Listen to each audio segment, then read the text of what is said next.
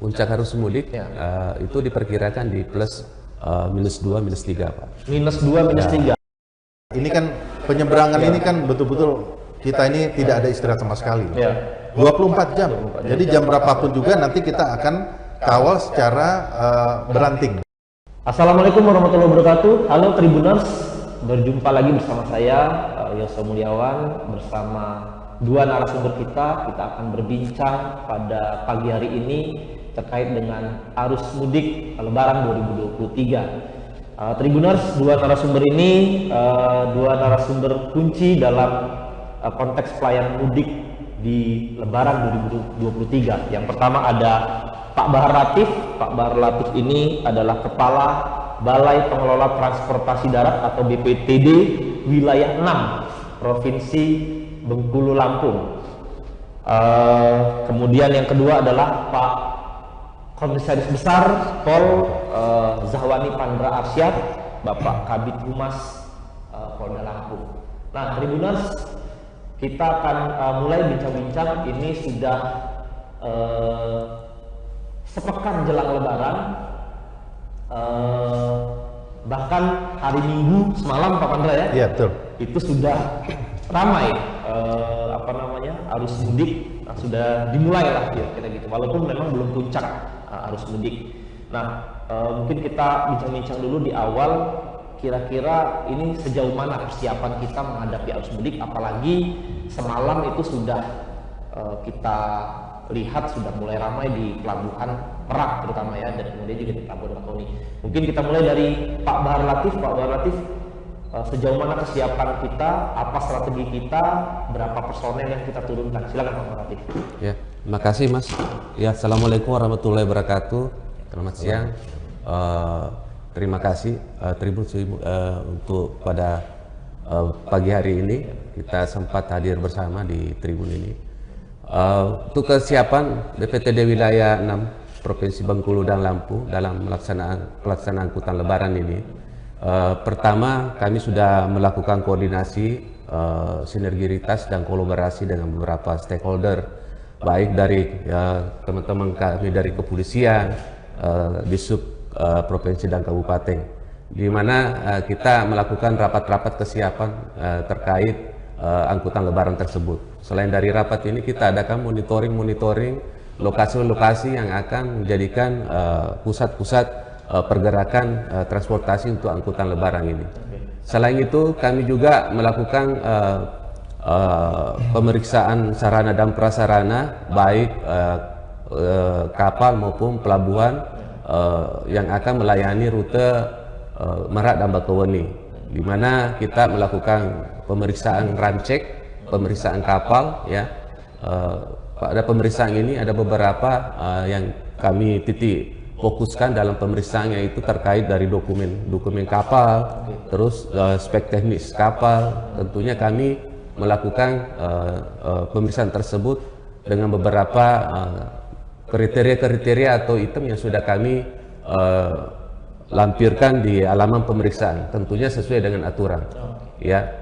Jadi seperti dokumen-dokumen kapal yang mungkin belum atau masih yang tidak berlaku lagi, yaitu harus kita arahkan peraturan untuk dilakukan pembenahan. Dan untuk dari spek teknis kapal, misalnya permesinan, terus alat-alat keselamatan dan lain-lain yang ada di kapal itu harus tersedia untuk pengangkutan di atas kapal. Tentunya ramcek yang kami lakukan ini yang di kapal-kapal tersebut untuk memberikan jaminan kepada pemudik bahwa kapal yang dilewati itu Merak dan Bakauheni itu adalah merupakan kapal yang sudah dijamin aman, baik dari dokumen kapal maupun spek teknis yang sudah kami lakukan pemeriksaan.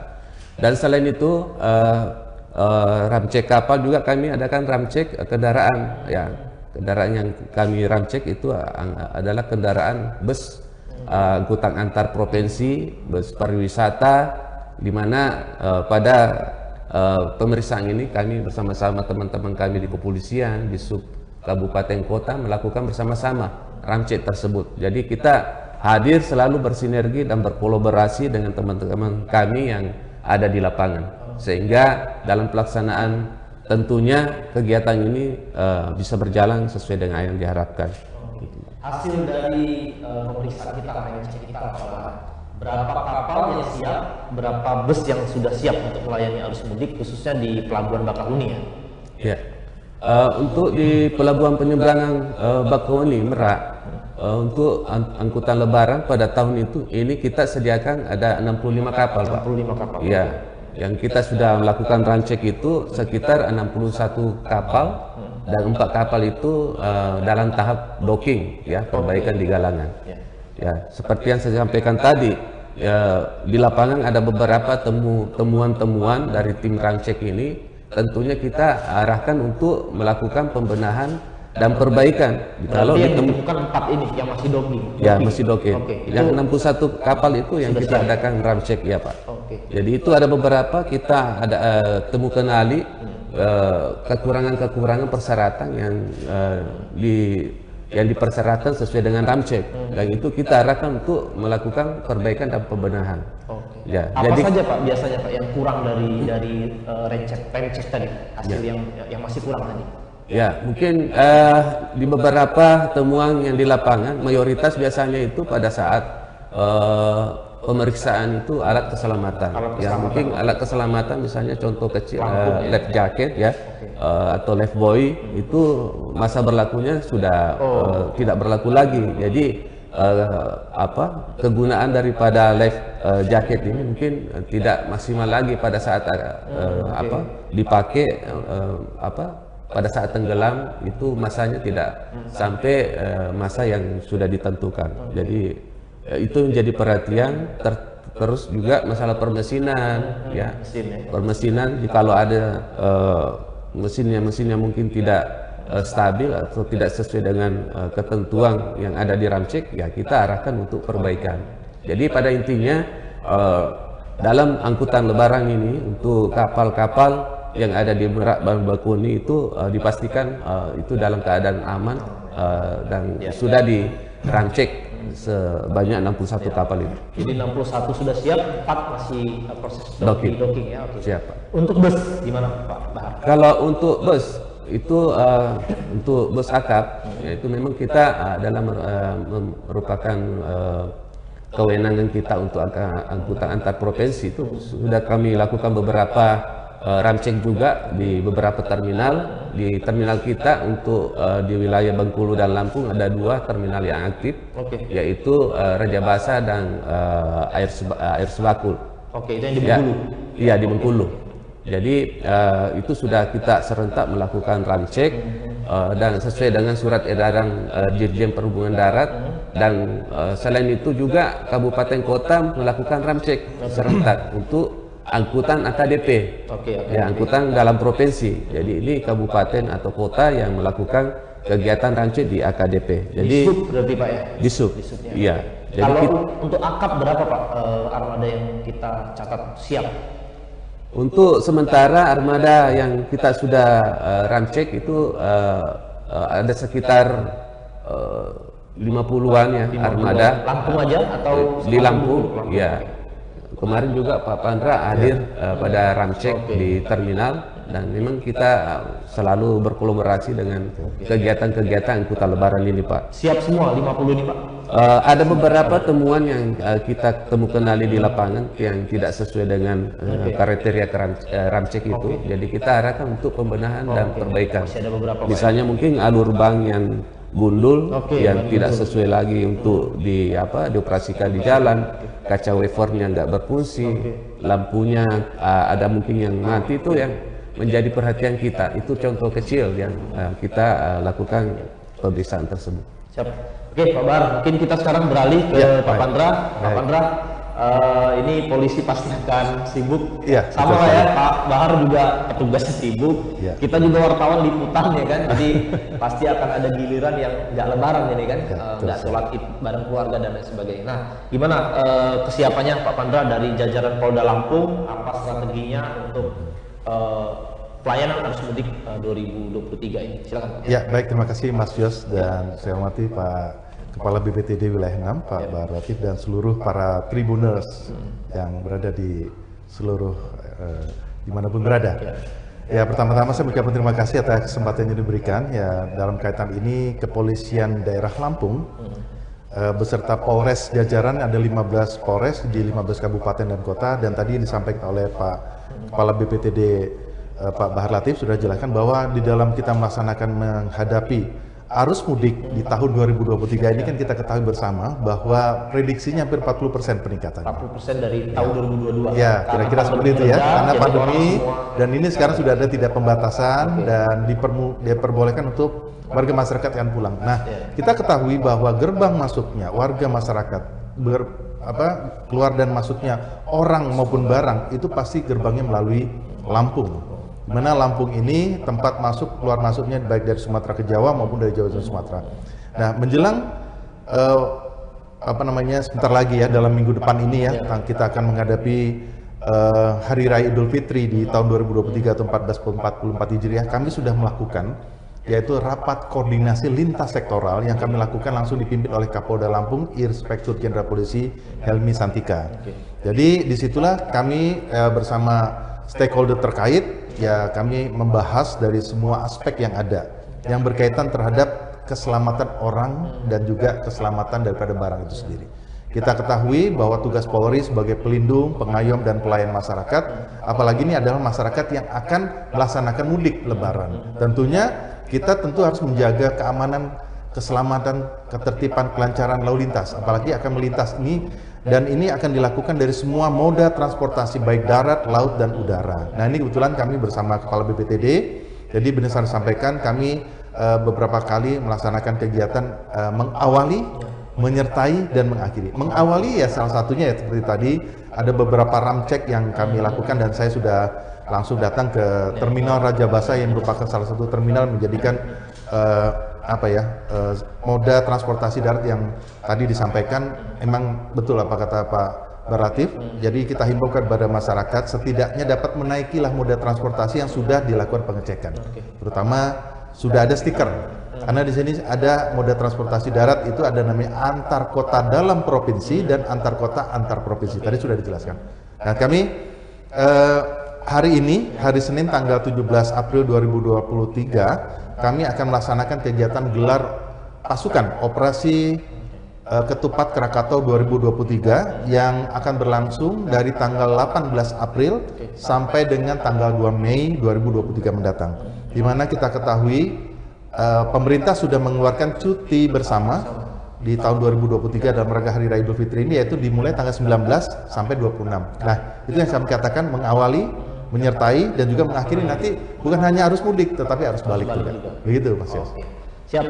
Nah, Tribuners, tadi sudah secara umum disampaikan seperti apa rencana pelayanan arus mudik Lebaran 2023. Nah, sekarang kita masuk ke yang lebih detail-detail ini. Mohon maaf kalau agak teknis-teknis Pak. Karena masyarakat kan tahunya itu sebetulnya yang teknis-teknis itu gimana caranya pesen tiket, gitu kan? Gimana caranya, apalagi sekarang ada pelabuhan Ciwandan Panjang, gimana caranya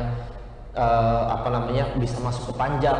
Kan kalau yang dari Jalan Patim jangan-jangan dia langsung ke Bakahuni dan lain sebagainya. Nah, mungkin untuk Pak Bahar Latif nih Pak, kan kita punya Panjang sebagai alternatif untuk teman-teman yang mudik dari menggunakan moda transportasi sepeda motor. Nah, gimana caranya pemudik sepeda motor ini tahu bahwa mereka harus lewat Panjang, gitu kan? Nah, ini jangan-jangan yang dari Jalin Tim langsung lewat Jalin Patim tembus ke arah Bakahuni, jangan-jangan seperti itu. Gimana sosialisasi dan lain sebagainya? Silakan Pak Bahar. Baik, terima kasih Mas Yos. Jadi perlu kami sampaikan bahwa tahun lalu Panjang dan Ciwandan itu adalah merupakan pelabuhan alternatif ya. Artinya alternatif digunakan pada saat ini Merak kredit baru Ciwandan dan Panjang dipergunakan sebagai angkutan lebaran.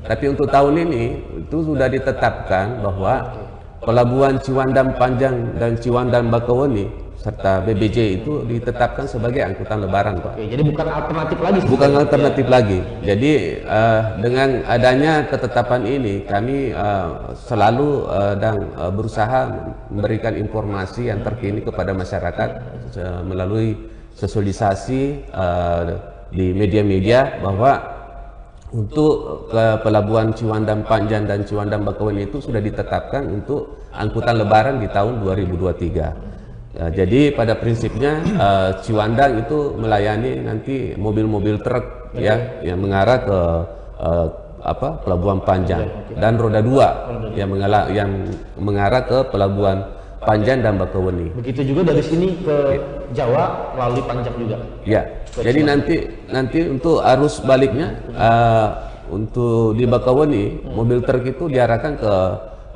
Pelabuhan Panjang dan roda 2 sebagian ke Bakauheni untuk roda 2-nya. Nah, Pak Baratik, gimana nih kalau ternyata sudah ada motor yang terlanjur ke Bakauheni, atau misalkan ya taruhlah misalnya dari Kalianda, kan dia tentu lebih dekat ke Bakauheni, dia sudah terlanjur nih ke Bakauheni, itu gimana Pak Baratik? Tetap diangkut atau ditahan atau seperti apa? Ya, jadi untuk tahun ini untuk roda 2 itu difungsikan Ciwandan dan Bakauheni untuk roda 2. Untuk roda 2. Iya, tapi kalau untuk mobil truk itu semuanya difungsikan ke Pelabuhan Panjang. Oke, artinya roda 2 tetap lewat Bakauheni. Ya, bisa Bakauheni, bisa nanti Panjang. di Panjang. Oke, berarti tetap Bakauheni tetap bisa difungsikan untuk roda 2. Yep. Oke.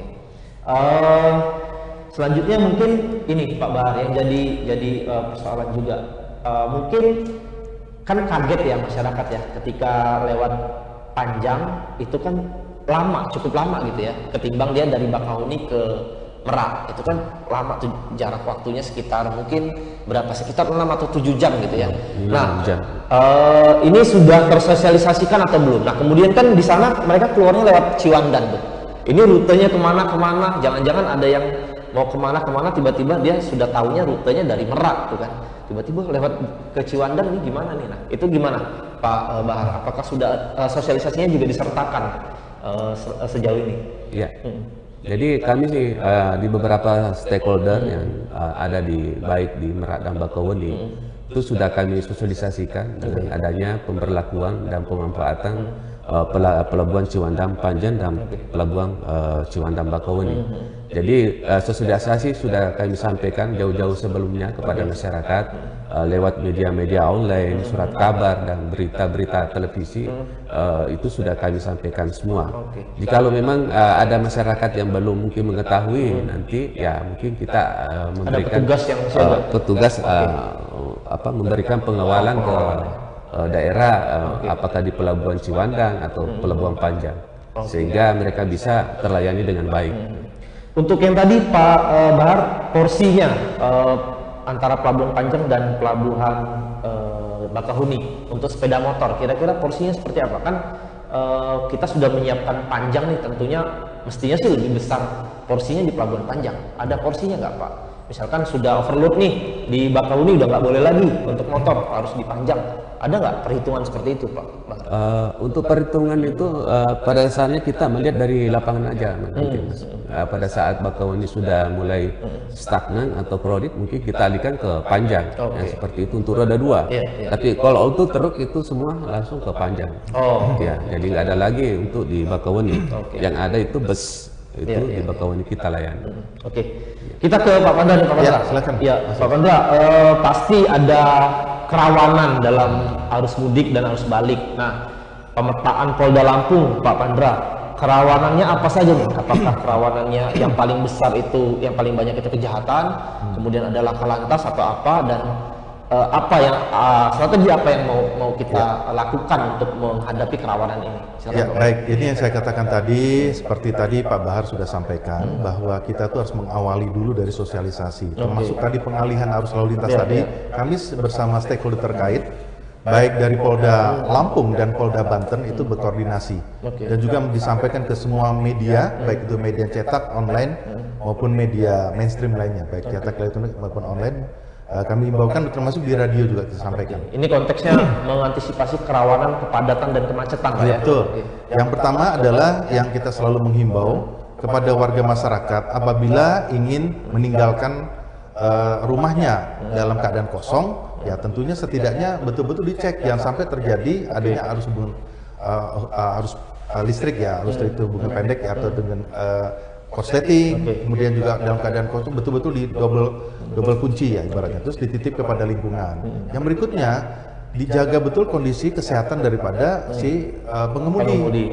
Karena yang dia bawa itu bukan hanya dia sendiri, tapi juga kan kondisi daripada dia sendiri dan juga kondisi kendaraan. Ya tadi sampaikan Pak Bahar juga, kendaraan angkutan moda transportasi darat saja bisnya aja dicek betul. Bagaimana kondisi bannya, wipernya, lampunya, termasuk kondisi mesin. Dan upayakan kendaraan tersebut dalam keadaan prima dan bisa dilakukan perjalanan jauh. Apabila letih, segera beristirahat di rest area yang ada kami lakukan persiapan kami siapkan di 83 titik pos pengamanan dan pos pelayanan. Ini perlu saya sampaikan, di dalam mensukseskan operasi Ketupat Krakatau 2023 ini kami menurunkan sekitar 4.664 personil dari unsur Polri, unsur TNI, kemudian pemerintah provinsi, kabupaten kota, termasuk stakeholder, diantaranya dari BPTD, Dinas Perhubungan, BMKG, ya perlu. Ya, 1.664 gabungan Pak ya? Gabungan, termasuk juga dari ASDP, kemudian operator jalan tol Trans Sumatera, nah seperti itulah. Jadi, posnya ada 83, pos pelayanan dan pos. Iya, jadi 83 ya. Jadi dari satu posko terpadu adanya di Pelabuhan Bakauheni, yaitu di Seaport Interdiction. Itu pos terpadu. Terpadu gabungan semua itu akan kita ada di situ, di command centernya akan terpantau bagaimana situasi kepadatan di Merak. Termasuk di Ciwandan. Nah, itu bagaimana nanti dia akan melaju di sini. Kami berkoordinasi. Jadi kita selalu mengadakan suatu analisa evaluasi terhadap kerawanan yang terjadi, baik itu kepadatan, kemudian kerawanan yang lain. Kemudian juga yang berikutnya kepada warga masyarakat saya selalu mengingatkan, apabila dia membawa uang maupun barang, segeralah minta bantuan pengawalan polisi. Ya, jangan melengahkan segala aspek. Ini sudah biasa kami bawa. Pelaku ini akan melihat bagaimana kelemahan kita.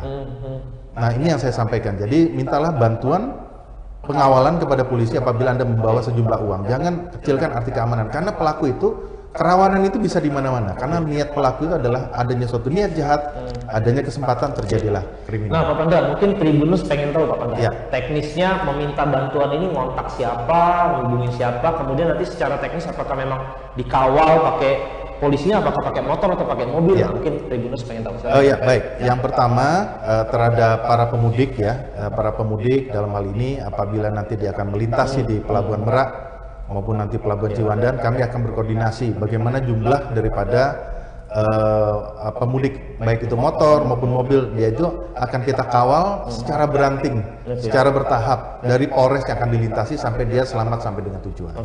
Untuk yang tadi Pak Panda yang mau minta dikawal kalau dia bawa mobil, jadi ini kami juga sekarang sudah di era digital.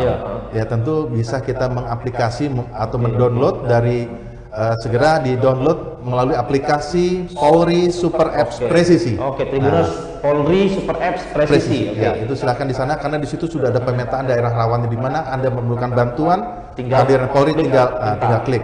Termasuk juga kita masih ada yang manual, yaitu call center bebas pulsa 110. Call center 110. Atau memang langsung merapat ke posko terpadu ataupun ke pos pom dan pos yang tadi. Jadi 83 pos itu kita sebar. Termasuk di rest area. Jadi ada tiga cara Tribunus akses aplikasi Super Apps Presisi, kemudian akses call center 110, atau yang paling mudah datang aja ke posko tuh Pak. Posko, kita akan berikan bantuan. Informasi sekecil apapun kita akan tidak lanjuti. Itulah salah satu bentuk pelayanan kami sebagai pelindung, pengayom, pelayan masyarakat, problem solver dan penegakan hukum. Nah, Pak Panda, untuk pengawalan, saya ingat tahun lalu itu Kapolres Langsel tuh, Pak Edwin itu kan itu keren tuh memimpin pengawalan. Nah, apakah ada juga sekarang dari mana sampai mana pengawalannya? Kemudian apakah disambung dengan Polres lain berikutnya seperti apa? Ya, betul. Jadi ini yang saya sampaikan, begitu para pemudik ini kan penyeberangan ini kan betul-betul kita ini tidak ada istirahat sama sekali. 24 jam. Jadi jam berapapun juga nanti kita akan kawal secara beranting. Jadi misalnya Polres Lampung Selatan memasuki wilayah kota Bandar Lampung, Polresta Bandar Lampung yang akan mengawal lagi lanjut ke Pesawaran dan Polres-Polres yang akan dilintasi. Itu kita akan di pos ketemunya di pos Pak ya? Iya betul. Dan mereka akan mengontak, mereka akan menyambung akan menyambut mereka nyambut secara beranting seperti itu. Jadi nanti pasti akan diberitahukan mungkin 1 kilo atau misalnya berapa ratus meter sebelumnya dia pasti diberitahukan secara beranting akan dikawal seperti itu. Nah, bicara arus mudik, kira-kira Pak Bahar, puncak arus mudik ini kapan ini Pak Bahar? Ya, untuk puncak arus mudik itu diperkirakan di plus -2, -3 Pak. -2, -3, artinya itu kalau Lebaran hari Minggu berarti di Jumat. Ya, Jumat dan Kamis. Sabtu, ya. Oke, Kamis Jumat. Ya, Kamis Jumat. Kamis ya. Jumat Pak ya. Ya, Kamis Jumat. Itu puncaknya. Ya, itu puncak Pak. Itu pada saat sudah biasanya Kamis Jumat itu sudah agak landai. Mungkin landai ya. Ya. Oke, karena sudah pada di rumah mungkin Pak ya. Oke. Jadi terfokus pada satu titik tanggal itu Pak. Jadi seperti itu. Nggak seperti pada saat angkutan para arus balik, ya, biasa mereka udah menyebar. Ya, kalau mungkin Pak Bahar bisa berbagi trafiknya kira-kira angkanya di angka berapa nih Pak? Kalau tahun lalu itu masih pandemi, itu di puncak arus mudik berapa pemudik? Kalau sekarang kira-kira berapa Pak? Ya, jadi perlu kita ingat bersama dengan adanya pencanangan dari Bapak Presiden kita pada tanggal 30 Desember kemarin, itu pembebasan PPKM. Nah, itu memberikan andil yang cukup besar untuk angkutan mudik Lebaran ini. Bahwa pada angkutan mudik Lebaran ini yang kemarin tahun lalu itu ada pemeriksaan antigen, ini sekarang nggak ada lagi. Antigen. Ya, tapi dengan persyaratan disampaikan kepada semua pemudik ya harus mengikuti prosedur tugas COVID, yaitu yang 16-17 tahun ke atas itu harus mempunyai booster yang kedua sudah. Jadi itu harus dikantongi supaya nggak menjadi halangan di perjalanan nanti pada saat pemeriksaan. Dan pada tahun ini diprediksikan untuk pergerakan masyarakat yang melakukan mudik itu sekitar 45,8% Pak. 45,8%. Meningkat dari tahun lalu. Berapa jadi, ini? ada hampir 50% Pak. Ya. Jadi sekitar 123,8 juta penduduk yang melakukan pergerakan. Ya. Dan untuk di wilayah Lampung itu 3%, 3,% itu melakukan pergerakan. Apakah ada yang dari luar terus dari Lampung keluar? Itu ada 3%. 123 ini dari Jawa ke Sumatera? Ya, Jawa semua seluruh Indonesia. Oh, seluruh Indonesia. Iya. Oke, yang di Lampungnya 3%. 3%. 123 juta. Iya, dari 123 itu. Oke.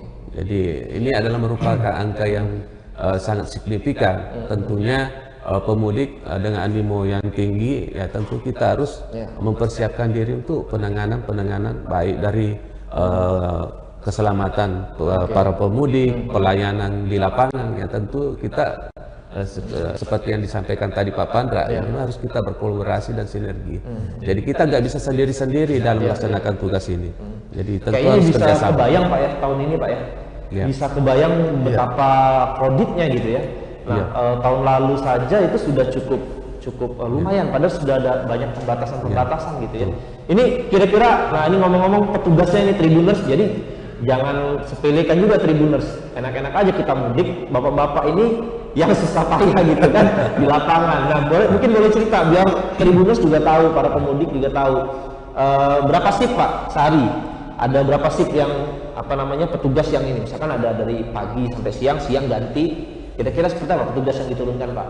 Ya, jadi kita untuk BPTD wilayah 6 Bengkulu dan Lampung membuka posko baik yang ada di Bakauheni, pelabuhan, di terminal-terminal, di Jembatan Timbang, itu kita buat posko-posko. Nah itu poskonya selama 24 jam untuk melayani masyarakat. Jadi kita mengadakan beberapa shift dengan SDM yang ada, kita minimalisir sehingga shift-shift itu bisa kita penuhi selama 24 jam. Tentunya kami harapkan para Tribuners yang akan melakukan mudik membantu kita, mungkin karena kita nggak bisa sendiri-sendiri, nggak bisa dari kepolisian sendiri, BPTD sendiri, harus masyarakat juga ikut andil, tentunya mengikuti aturan-aturan yang sudah ditetapkan oleh pemerintah. Kalau Pak Pandra gimana, berapa shift petugas di lapangan Pak Pandra? 2-3 shift atau seperti apa? Ya, itu mekanismenya akan diatur oleh Kaposko. Tapi yang jelas kami akan bertugas selama 24 jam di posko. Jadi terhitung mulai tanggal 18 sampai 2 Mei itu. 18 April sampai 2 Mei. Dan juga kami di kesempatan ini juga kami mengingatkan dan mengimbau kepada para Tribuners juga Ya ini selalu menjadi kendala. Kadang-kadang sudah sampai di pelabuhan, ini yang harus kami ingatkan. Tidak ada penjualan tiket di pelabuhan. Baik kedua pelabuhan yang ada di Ciwandan maupun yang ada di Pelabuhan Merak maupun di Pelabuhan Bakahuni maupun di Panjang. Tapi belilah melalui fasilitas yang sudah dilakukan secara online. Pastikan para tribuners yang akan melintas di kawasan pelabuhan tersebut sudah memiliki tiket. Nah, karena nanti akan menjadi kendala, itu yang terjadi kemacetan. Dan kami juga memperlakukan ada yang namanya holding system dan delay system.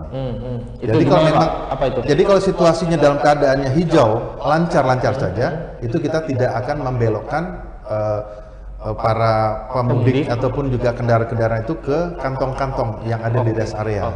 Tapi kalau misalnya sudah ada jalurnya sudah mulai kuning atau sudah mulai merah, nah itu kita belokkan dulu dalam rangka menetralisir, menormalkan dulu. Karena apabila nanti terjadi penumpukan di kedua kawasan pelabuhan baik di Merak maupun di Bakahuni ataupun juga di Ciwandan ataupun di Panjang, nah ini yang kita lakukan. Tapi dari kedua pelabuhan yang resmi yang kita secara reguler ini, kita selalu berkoordinasi dan berkolaborasi. Jadi ada kantong-kantong parkir supaya nggak meledak nih Pak. Ya betul. Ya kayaknya nanti akan dialihkan ke rest area sambil dan juga kita pastikan bahwa dalam kesempatan ini kami menyampaikan dari pemerintah Provinsi Lampung, ya di sini apabila sebelum memasuki pelabuhan Bakahuni, kita sudah siapkan artinya di 3 lokasi yang untuk penjualan tiket tadi, yaitu pertama di rumah makan 3 saudara. Di mana itu Pak? Ya di daerah Lampung Selatan. Lampung Selatan. Ya, di Jalinsum. Ya di daerah Lampung Selatan yang di dekat daerah Kalianda itu.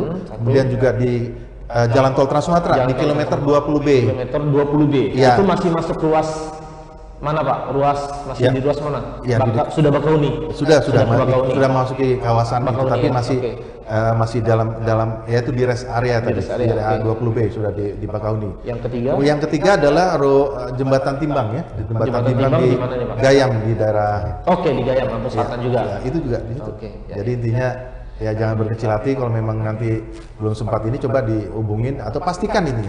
Jangan sampai nanti sudah sampai di mulut daripada pintu gerbang pelabuhan, begitu dicek tidak ada, ini yang menghambat. Sering terjadi. Itu ya tribuners anggap aja naik pesawat. Pesawat itu kan ya harus beli tiket dulu kan.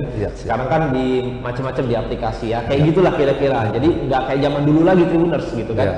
Kalau zaman dulu kan langsung ke kapal, antri, beli tiket segala macam gitu. Nah, Pak Pandra tadi ngomong kantong parkir. Kalau di tol kan di rest area. Kalau di Jalinsum, orang-orang lewat Jalinsum biasanya di mana tuh Pak? Kantong parkirnya? Ya, jadi intinya kalau ini sudah ada nanti ada signboardnya. Jadi nanti di posko-posko, kalau kami kan selalu berkoordinasinya jalur tol Trans Sumatera. Kemudian nanti di jalur timurnya, jalur tengah dan sebagainya juga ada. Biasanya di rumah makan tuh Pak. Ya biasa ada. Jadi itu ada kewenangan daripada satuan wilayah yang bisa memprediksi. Kan nanti para Kapolres kan sebagai Kasatgas Ops-nya ya, yang bertanggung jawab terhadap wilayah keamanan, kelancaran. Jadi keamanan, keselamatan, ketertiban dan kelancaran lalu lintas itu para Kapolres. Dia sudah memprediksi, sudah tempatkan, termasuk yaitu tadi sniper kita dan tim TKAP 308 akan siap ya melakukan kegiatan-kegiatan untuk pengawalan terhadap. Dan sekali lagi para tribuners, saya ingatkan sekali lagi, jangan sampai kita memberikan kesempatan kepada pelaku. Artinya apabila di terminal, baik itu di tempat umum Anda berkenalan terhadap seseorang yang baru dikenal, dia sudah memberikan suatu makanan, minuman dengan tujuannya agak sedikit memaksa, jangan di karena kita tidak tahu ya, kadang-kadang sudah banyak penyesalan di kemudian hari, rupanya sudah ada punya niat jahat lah, sehingga harta bendanya menjadi hilang.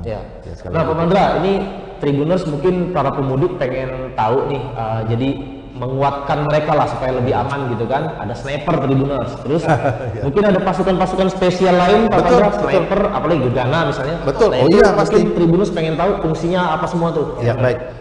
Dalam rangka membuat rasa aman, nyaman kepada para pemudik, tentunya dalam hal ini Kepolisian Daerah Lampung dan Polres jajaran itu betul-betul membuat suatu prediksi dan antisipasi. Nah, salah satunya adalah kami menyiapkan tim Jihandak atau tim Gegana dari Gegana Korps Brimopnya Polda Lampung. Dan itu dia akan melihat, makanya begitu ada yang melihat benda yang mencurigakan, di tempat-tempat umum segera minta bantuan kepolisian. Jangan mengambil tindakan. Ada yang mencurigakan ini misalnya kayaknya bom nih gitu. Nah, seperti itulah kira-kira. Dan juga termasuk ada orang yang mencurigakan, apalagi sekarang sempat ada viral loh Mas Yos, ya bahwa di salah satu jembatan ini dan sebagainya. Nah, itu juga jangan sampai kita mengirimkan sesuatu unggahan yang tentu kita belum tahu bahwa ini adalah kebenarannya benar apa tidak. Karena tetap kita harus saring sebelum kita sharing. Jadi nge-share-nya jangan ke medsos tapi lapor aja ke Lapor polisi. dulu, Pak. Iya, betul sekali. Polisi yang bertindak gitu ya. Ya itu tadi. Jadi segera laporkan kepada pihak kepolisian dan kami akan berikan pelayanan. Pak Bahar, nah ini apa namanya menarik juga nih Pak Bahar. Gimana soal cuaca? Apa sudah koordinasi dengan pihak BMKG? Tentu soal perkiraan pihak BMKG ya. Tetapi kayaknya gimana nih naga-naganya nih atau perkiraannya aman-aman atau seperti apa nih Pak cuaca kita nih Pak? Ya, kayaknya. Makasih Mas Yos. Jadi untuk angkutan Lebaran tahun ini kita memasuki cuaca iklim yaitu adanya transisi. Ya, kemarin kami sudah koordinasi dengan BMKG. Di iklim transisi ini bisa saja berubah-ubah sewaktu-waktu Pak. Apakah dari kecepatan angin, tinggi ombak, curah hujan. Jadi itu kita selalu senantiasa berkoordinasi dengan BMKG. Jadi pada intinya pada saat angkutan Lebaran ini, jikalau memang cuaca tidak kondusif atau ekstrim, itu kita akan melakukan mitigasi.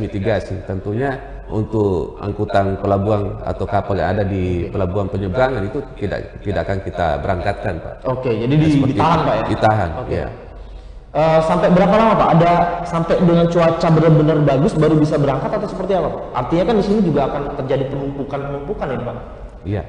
Jadi kita melihat kondisi di lapangan. Kalau memang cuacanya sudah bisa kita berangkatkan untuk kapal tersebut, kita lakukan pemberangkatan. Tentunya kita selalu bersinergi juga dengan BMKG. Pada saat kapal akan diberangkatkan itu kita harus mengetahui atau kapten harus mengetahui kondisi sepanjang alur yang melintasi Merak dan Bakauheni. Kalau perbedaan antara cuaca di Merak dan Panjang sudah ada info belum Pak dari koordinasi dengan BMKG?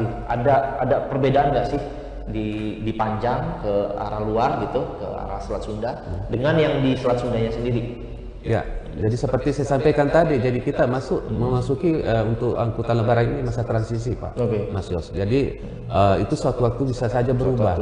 Jadi mungkin pada saat cerah langsung ada hujan atau kecepatan angin yang agak ekstrim, ya itu yang kita memang harus waspadai. Tapi tetap kita melakukan pengawasan terus-menerus dan koordinasi dengan BMKG. Nah, Pak Bahar. Ya kemarin saya searching itu di Pelabuhan Panjang itu ada tempat-tempat tertentu yang memang zonasi khusus dia dan nggak boleh dimasukin oleh sembarangan orang. Artinya mungkin pemudik kemungkinan nggak boleh memasukin zona itu gitu. Nah mungkin bisa ceritain Pak Bahar mungkin ke para pemudik dan para tribuners jangan sampai salah masuk juga gitu kan. Atau mungkin nanti sudah ada signboard yang untuk marka lah ya untuk penunjuknya. Itu mungkin bisa diceritain Pak. Baik. Jadi kemarin kita sudah melakukan rapat secara konsolidasi dengan para stakeholder yang dihadiri juga dari Dirlantas, di Kabupaten dan Provinsi, KSOP Panjang terkait dengan penanganan para penumpang yang akan turun dari Pelabuhan Panjang. Di mana dalam area pelabuhan ini kita sudah melakukan zonasi ya, antara pengaturan roda 4 dengan roda 2 sehingga pada saat pelayanan untuk angkutan baik untuk keberangkatan maupun kedatangan itu tidak terjadi kredit atau kemacetan. Jadi motor khusus, truk khusus ya, udah kita lakukan zonasi dan itu dilengkapi dengan rambu-rambu penunjuk sehingga para pengendara ini tahu bahwa roda 2 ke arah kanan, roda 4 atau truk ke kiri. Dan itu berbeda dengan tempatnya kargo kapal ya? Siap. Berbeda ya? Baik. Nah, Tribuners sudah banyak ini kita membahas detail soal arus mudik di Lebaran 2023. Nah, gimana dengan arus balik? Tentu Tribuners setelah mudik pengen balik lagi ya ke daerah asal ya. Kecuali Tribuners memang ya balik pengen balik menetap gitu ya. Nah, ini gimana arus balik Pak Bahar? Puncaknya kapan arus balik? Ya, jadi untuk arus balik kita di Pelabuhan Bakauheni ada 2 etape. Yang pertama pada saat setelah Lebaran Idul Fitri itu di 2 plus 2 plus 3. Berarti di hari Senin, Selasa. Ya, Selasa plus 2 plus 3 itu pertama, terus yang plus ada hari libur buruh itu yang mungkin 1 plus Mei. Oh ya, iya, 1 Mei. hari 1 Mei. May Nah, Day. itu yang etape kedua untuk arus puncak arus balik. Jadi ada kemungkinan yang dia terus nih lanjut seminggu lagi lebaran di rumah, betul. baru pulang 1 Mei Pak ya. Betul. Oke, itu yang harus Jadi diwaspadai. itu kita waspadai dan kita perlu ingat bahwa dengan adanya bukan cuma penanganan angkutan lebaran yang harus kita fokuskan, kita juga melihat ke animo masyarakat bahwa setelah lebaran itu mereka biasa itu melakukan wisata. Ya. Jadi daerah-daerah wisata juga kita melakukan monitoring, baik yang ada di kabupaten kota maupun yang ada di provinsi. Kita selalu berkoordinasi ya terkait dengan adanya animo masyarakat setelah mudik ini, adakah wisata. Perlu ada penanganan baik dari segi lalu lintas. Ya, Basarnas mungkin juga hadir di situ.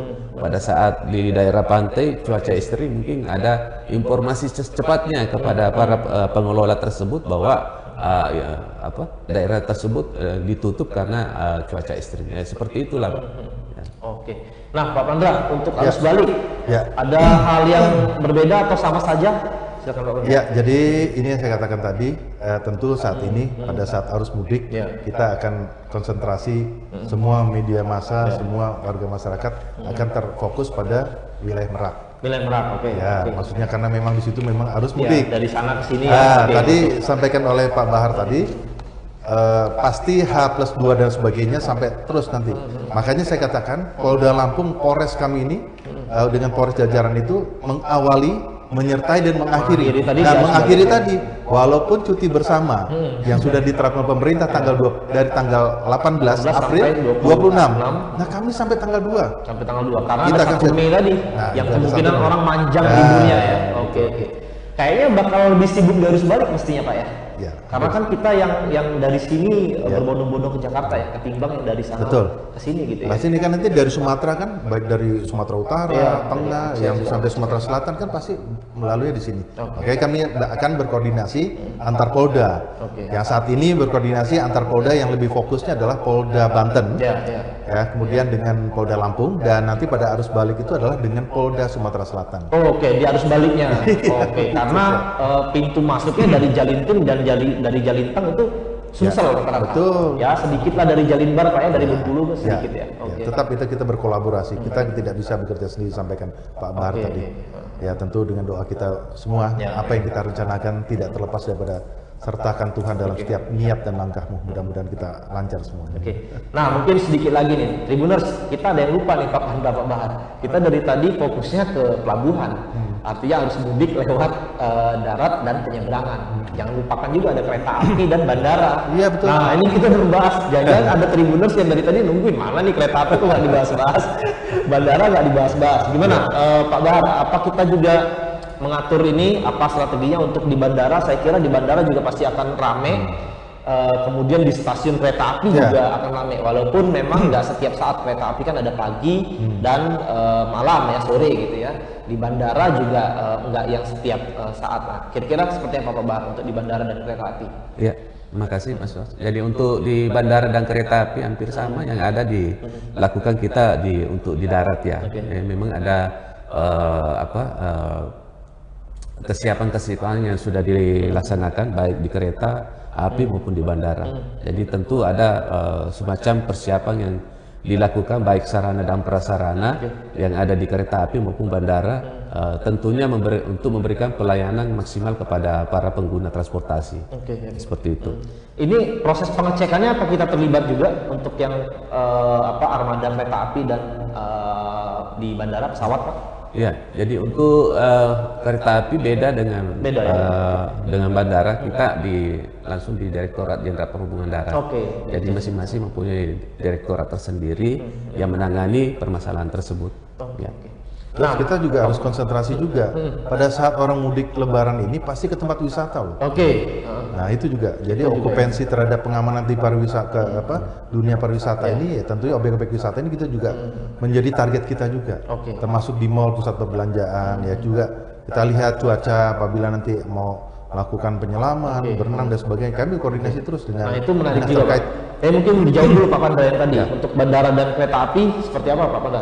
Tadi yang saya katakan kita juga ada posko-posko di sana. Tentu kebijakan yang disampaikan oleh Pak Bahar tadi, memang moda transportasi darat ini adalah di bawah kewenangan Dirjen Perhubungan Darat. Kemudian untuk transportasi udara Dirjen Perhubungan Udara. Ya kita ketahui tadi sudah diingatkan oleh Pak Bahar bahwa lengkapi vaksin. Karena kalau di stasiun kereta api itu akan dicek karena akan terkoneksi dengan NIK ya, nomor induk kependudukan. Jadi seperti itu. Jadi kalau memang itu terdata memang agak sulit. Saya sudah meyakinkan itu yang perlu disosialisasikan kepada masyarakat. Jadi lengkapi betul vaksin itu agar Anda juga berguna buat diri Anda sendiri. Kalau memang ternyata itu adalah memang tidak bisa dilakukan vaksin dan sebagainya, ada surat keterangan dokternya seperti apa alasannya. Jangan sampai menghambat, selalu begitu. Jadi personil posko juga ada tetap di bandara dan di kereta api, Pak ya. Betul. Makanya kita ada pospam dan posyan. Yang saya katakan dari 83 pos yang tersebar di seluruh Polres jajaran, itu ada satu posko terpadu yang ada di Bakahuni yang melakukan komunikasi, comment center dan sebagainya. Nah nanti pos pelayanan kami kerjasama dengan dinas kesehatan, ATPM. Jadi misalnya kendaraan Anda yang ada kerusakan pasti ada dari dari merek-merek tersendiri yang nantinya termasuk dengan Pertamina. Nah seperti itu. Artinya kalau Pak Bahar bandara tidak masuk kewenangan kita karena itu Dirjen Perhubungan Udara, tapi kereta api masih Pak ya? Lain juga. Kereta api juga. Itu di ada kereta api juga. Nah itu biasanya Pak, kan kalau turun dari kereta api, ada yang pemudik pejalan kaki mau nyambung ke Bakahuni segala macam. Itu kan biasanya mungkin ada yang ngerasa kayaknya nginep dulu nih di stasiun kereta api, atau melaju dulu ke Bakahuni langsung. Nah mungkin armadanya seperti apa? Apa ada bus atau seperti apa? Itu bisa dijelasin Pak Bahar. Ya. Jadi untuk di Pelabuhan Bakahuni itu sudah kita siapkan armada bekerjasama dengan Organda. Organda menyiapkan itu sekitar 40 armada. 40 armada. Ya, ada armada 40 yang dimiliki Organda, dan itu ada beberapa mungkin disiapkan di Pelabuhan Bakahuni untuk mendistribusikan penumpang yang melakukan perjalanan khususnya untuk pejalan kaki. Ya, itu sudah kami siapkan dan berkolaborasi dengan Organda. Itu berbeda dengan yang bus akap yang kita rem cek tadi. Berbeda itu ya. Berbeda. Ini bus cadangan atau apa Pak istilahnya? Bus yang di Bakahuni itu untuk sebagai membantu untuk pejalan kaki untuk melakukan perjalanan. Kalau bus akap kan memang sudah dipesan tiketnya antar provinsi gitu. Betul. Itu yang turun tiba-tiba mau nyari gitu ya di Bakahuni mau nyari Bandar Lampung. Nah mungkin terakhir, arus mudik sudah, arus balik sudah, Tribuners Lebaran pasti mau wisata juga ya. 2-3 hari sebelum balik Pak ya, pasti akan wisata. Apalagi di Lampung kita tahu selain pantai sekarang berkembang wisata bukit Pak ya. Ada banyak wisata bukit. Termasuk di Bakahuni sekarang sudah ada Bakahuni Harbour City. BHC gitu ya. Dan launchingnya tanggal 22 lagi. Ya itu Krakatau Parknya. Krakatau Park, betul. Silakan mungkin Pak Pandra, pengamanan untuk orang-orang yang akan berwisata. Ya baik, jadi sekali lagi terutama untuk para Tribuners ya yang akan melaksanakan kegiatan wisata terutama di daerah kawasan perairan dan sebagainya, ya coba betul-betul apabila ada anak-anak ya pada saat di pusat-pusat permainan dan sebagainya jangan sampai nanti hilang ataupun juga yang mengalami kendala, tetap dilakukan pengawasan pada orang tua. Dan juga sekali lagi kami beserta seluruh petugas baik dari pemangku kepentingan yang ada itu akan melakukan pengamanan, kemudian juga memberikan rasa aman nyaman kepada para pemudik termasuk yang akan berwisata ke lokasi-lokasi wisata yang ada.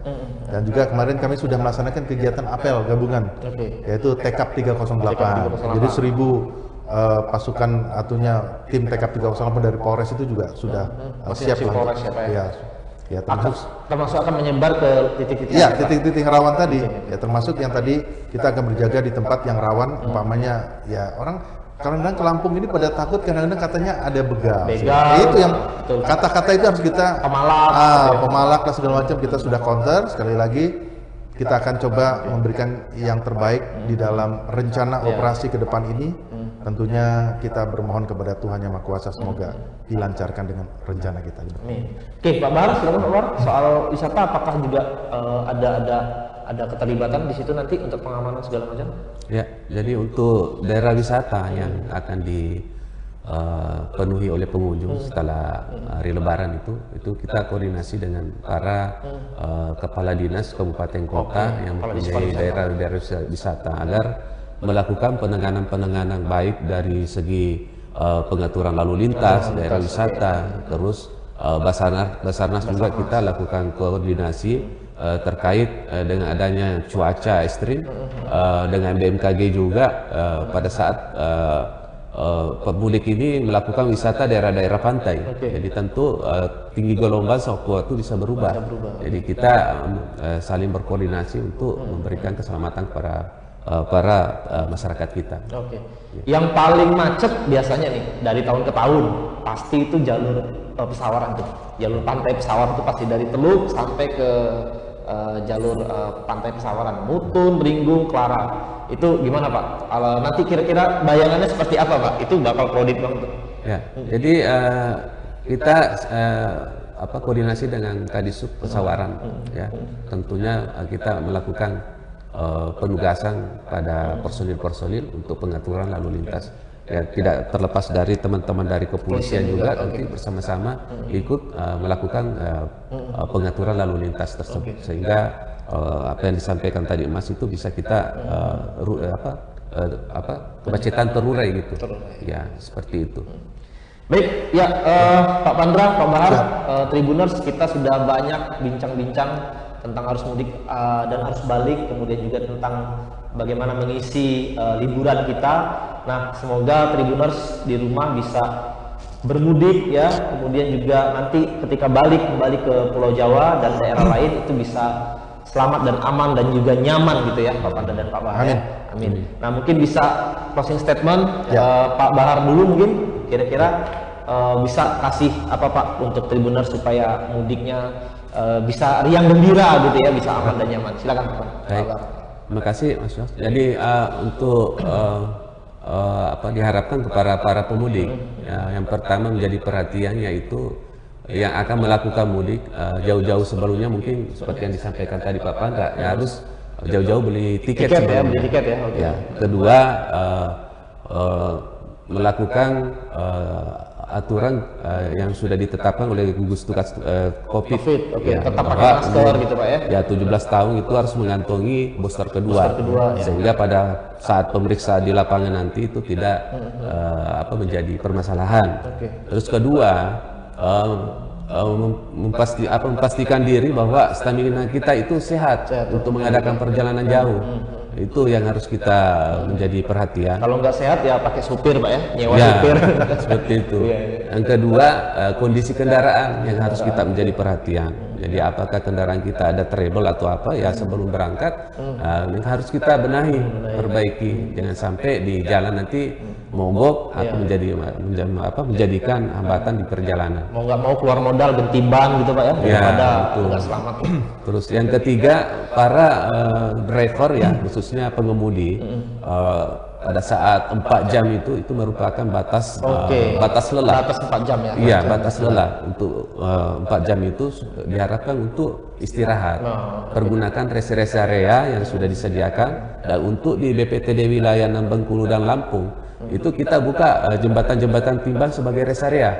Jadi monggo silakan pergunakan ya. Iya, di terminal bisa masuk di terminal istirahat, atau di jembatan timbang melakukan istirahat. Kalau di jalan tol kan aman kan, ada rest area yang benar-benar ya kayaknya resmi gitu. Kalau di jalan Sum ini kan, ternyata ada jembatan timbang Pak ya. Iya Pak. Jadi jembatan timbang kita buka sebagai rest area. Silakan dipergunakan sebagaimana mestinya. Juga Pak ya. Iya.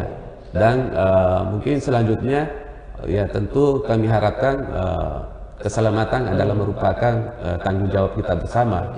Kita tidak bisa sendiri-sendiri menciptakan keselamatan ini. Ada dari teman-teman kepolisian sudah berusaha bekerja keras di lapangan bersama kita untuk mengatur lalu lintas.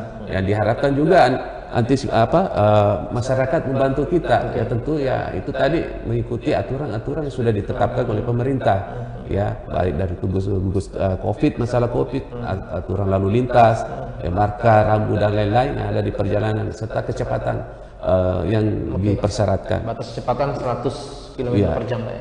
Terus terus selanjutnya ya untuk mungkin diharapkan para pemudik kalau bisa yang nggak usah menggunakan roda 2, cukup menggunakan roda 4 saja supaya lebih aman dalam perjalanan dengan keluarga.